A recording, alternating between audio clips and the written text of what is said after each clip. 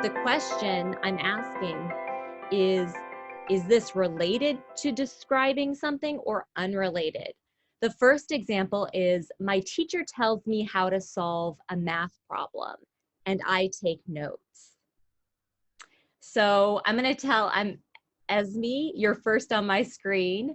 So I'm gonna just, not to put you on the spot, but I'm gonna talk to you about this. Do you think that that is related to describing or unrelated to describing?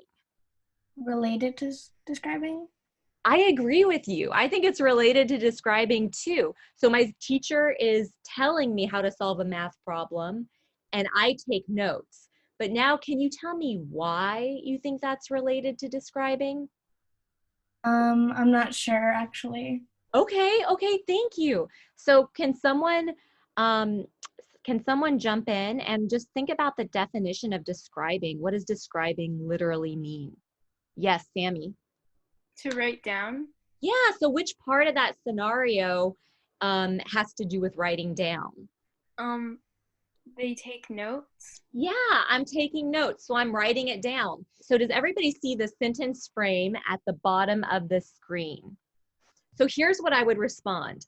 I would say, my teacher telling me how to solve a math problem and me taking notes is related to describing something because, like you all said, she's giving me an oral description, she's telling me, and I'm writing it down.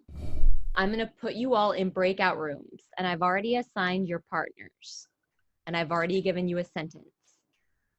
In your breakout room, you are going to have to tell me if a scenario is related or unrelated, just like we just did.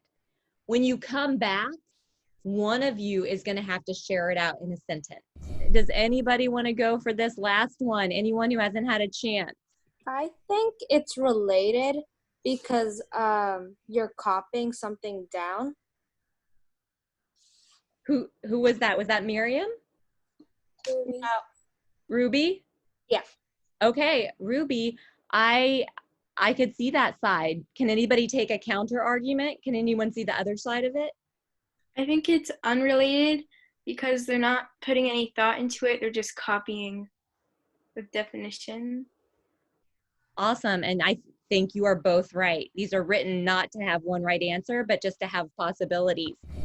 The last thing is let us rank our knowledge now. How well do you know the words describe and description?